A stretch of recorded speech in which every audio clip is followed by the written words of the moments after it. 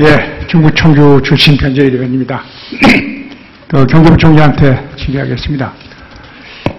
세수 부족이 계속 발생하지 않습니까? 세입결손이.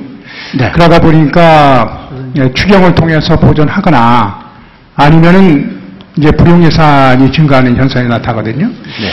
근데 불용예산이라는 것이 일반적으로 여지껏 사용하기는 어디도 국가재정법에 있는 말도 아니고 그냥 통상적으로 사용했는데 디브레인이라는 예산 결산 시스템에 보니까 예산 현액에서 지출액, 이월액을 차감한 미집행액, 잔액을 의미한다. 이렇게 정의가 되어 있거든요. 네. 그래서 통상적으로 봐서 불용액이라 하면 돈은 있는데 집행할 사유가 없어졌거나 다른 이유로 인해서 집행하지 않은 경우거든요. 근데 디브레인 시스템에도 보면 다 그런 내용인데 하나만 하기는 해야 되겠는데 돈이 없어서 못한 거. 이걸 불용 항목에다가 집어넣거든요. 이게 통상적인 용어의 사용례하고 전혀 다른 뜻으로 읽혀집니다. 네, 그거를 구분을 굳이 해보면은 여러 가지 돈이 있으나 또 여러 가지 행정 절차나 또 민원이나 이런 것 때문에 돈을 못 쓰는 경우도 있을 테고요.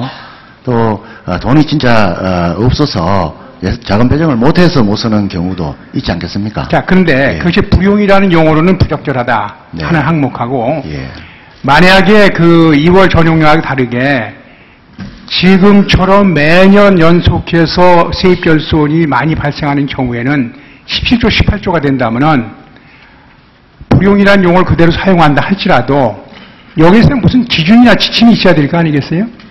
그런데 기획재정부에서 불용예산 규모가 이 정도 되니까, 세입결손이 이 정도 되니까, 각 부처별로 이 정도로다 예산 삭감 집행할 계획을 세워라, 불용 계획을 세워라 하고, 각 부처는 알아서 하고, 이런 상태로 돼 있거든요. 물론 예산의 편성권과 집행권은 정부가 가지고 있고, 국회는 심의 의결권을 가지고 있다고 하지만은, 편성된 예산을 세입결손율로 인해 가지고서 어느 사업을 어떻게 정리할 것인가 하는 것은 최소한도 국회에서 추가 경정 예산을 통해서는 하지 않는다 할지라도 세출 예산 변경을 통해서 하지 않는다 할지라도 최소한도 기획재정부가 지침이나 기준 같은 걸 마련해 놓고서 각 부처를 관리하도록 해야 될 것이 아닌가 이런 생각입니다. 네, 저희들 나름 기준을 만들어서 그렇게 하고는 있습니다만은 지금 아니 그런 게 제가 기준을 달라고 하니까 없다고 합니다. 확실하게 세입결손에 따라서 소위 돈이 있는데도 불구하고 돈이 없어서 집행 못하는 사유가 많이 발생한다면은 그런 것은 일반적으로 돈이 있는데도 불구하고 사업을 집행할 사유가 없어서 한 불용과는 다른 개념이기 때문에 좀 정리해줘야 될 것이 아닌가 이런 취지입니다. 예, 제가 하여튼 지적하는 취지는 제가 이해를 하겠고요. 그래서 한번 개선 방안이 있는지를 한번 생각 한번 해보세요. 그래서 예산 집행의 효율성을 가져야 되기 때문에 더군다나 돈도 없는데 또 국채까지 발행해서 하는데 이런 경우에 좀 더 효율적으로 집행될 수 있는 체제를 갖춰달라 이런 뜻을 말씀드렸습니다. 예, 개선 방안을 한번 검토를 해보도록. 두 번째, 현재 예산과 관련해서는 여러 가지 논의는 다 생략하고 우선 이번 예산 편성 과정에서 본다면은 세입결손이 장기화되고 있는데 만약에 세입결손이 장기화되고 있다면은 앞으로는 세출 부분을 줄여야 될 거 아닙니까? 더군다나 부총리께서도 내년부터는 세입결손을 보존하기 위한 추경을 신청하지 않겠다 이런 말씀하셨다고 하는데. 네, 이번에 한 5조 6천억 규모의 세입 경정이 이루어지면은 그동안 무리한 세정 집행의 부분이 상당 부분 해소가 될 수 있다고 보기 때문에 내년부터는 정상 세정이 가능하다고 보기 때문에 과다한 세입 불용이 일어나는 세수 결함이 일어나는 부분은 저는 없을 걸로 생각을 합니다. 예, 답변은 그렇게 하실 수가 있는데 결과적으로 우리가 가장 현재 방민하고 있는 소위 증세 없는 복지 문제 이 문제를 털고 나가야 되는 것이 아니냐 이렇게 생각됩니다. 사실 증세 없는 복지를 하신다고 하는 배경에는 예산과 편성의 집행의 효율성을 제고시키겠다. 두 번째는 지하경제 양성을 지켜서 필요한 재원을 확보해서 복지 재정을 충당하겠다. 이런 대선 공약부터 쭉 이어진 거거든요. 네.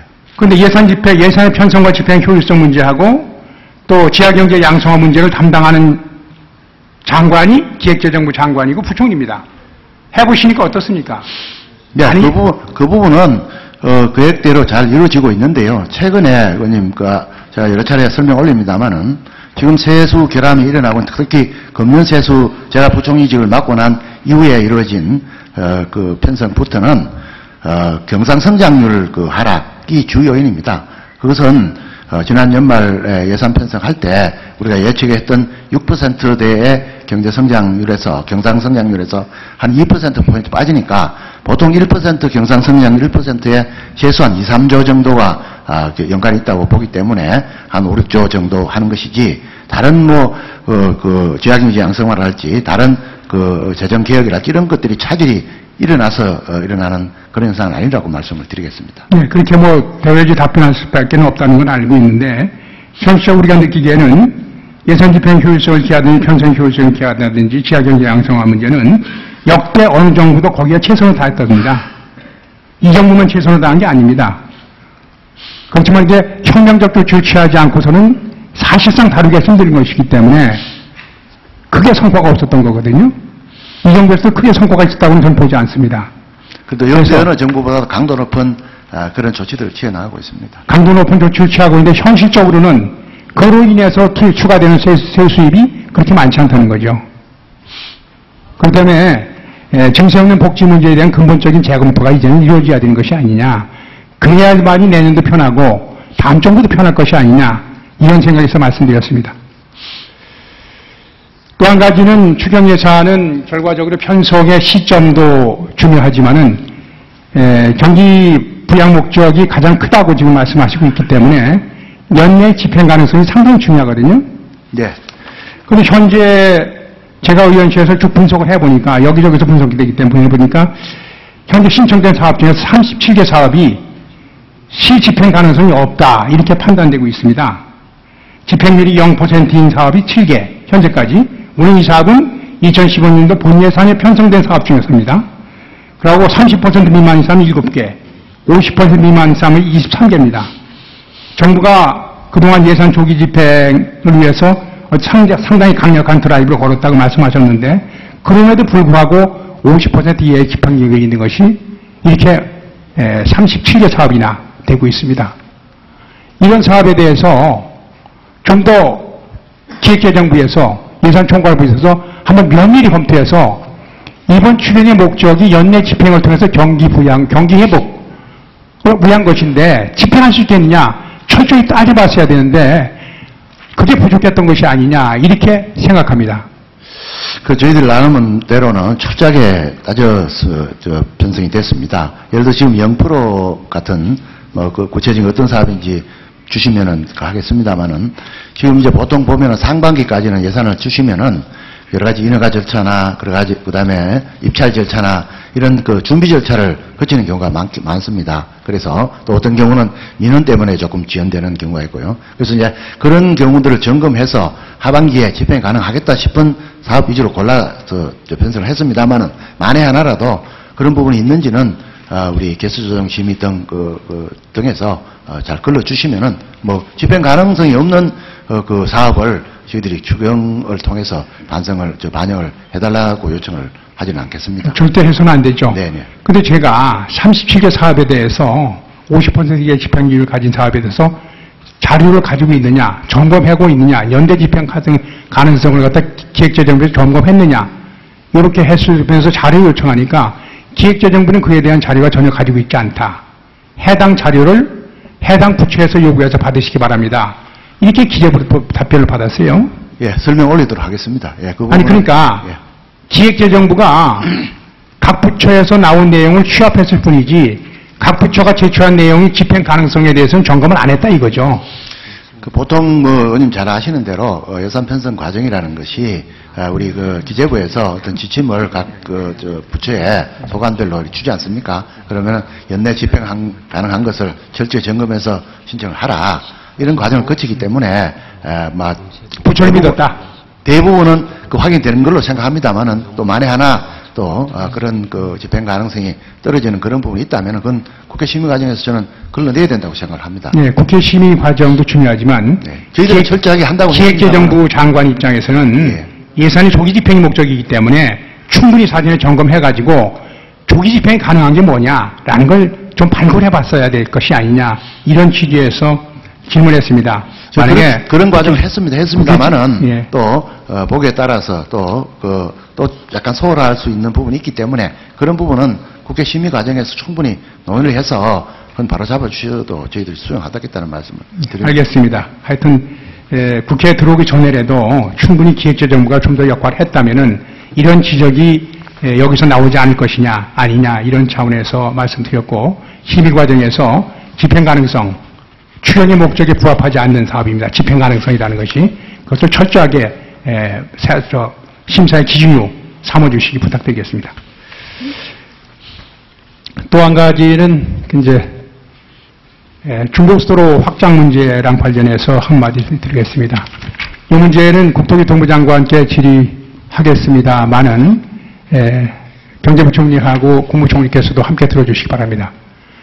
중부고속도로가 정체가 있어서 확장의 필요성이 제기된 건 2003년도입니다.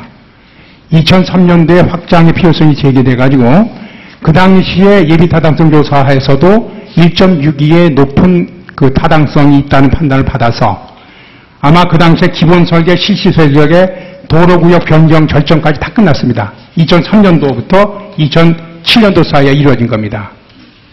그렇게 하다가 그래서 갑자기 2008년도에 30대 선도 프로젝트라는 것을 정부가 발표하면서 제2경부고속도로라는 말이 나오기 시작하면서 이것이 중단됐습니다.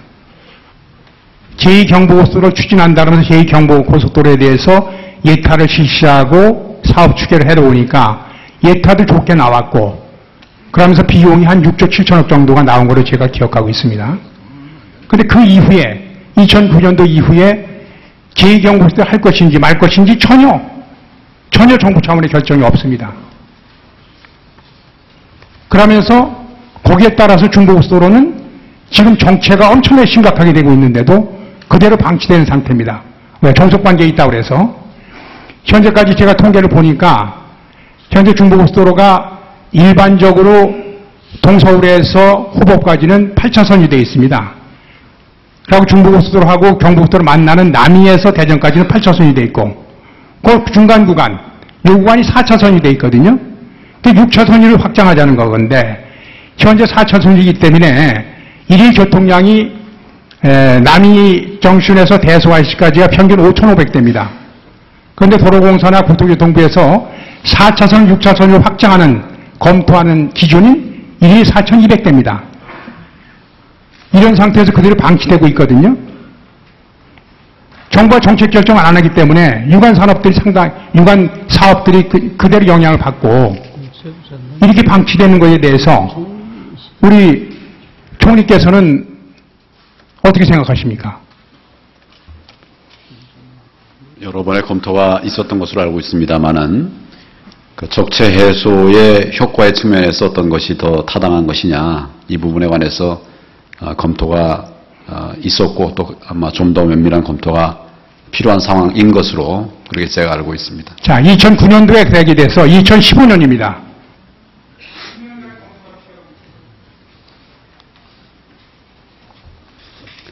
아마 조만간 좀 더 면밀한 그 분석을 하고 물론 이제 예산이 수반되는 문제이기도 합니다만 종합적으로 검토를 해서 판단을 할 것으로 그렇게 알고 있습니다.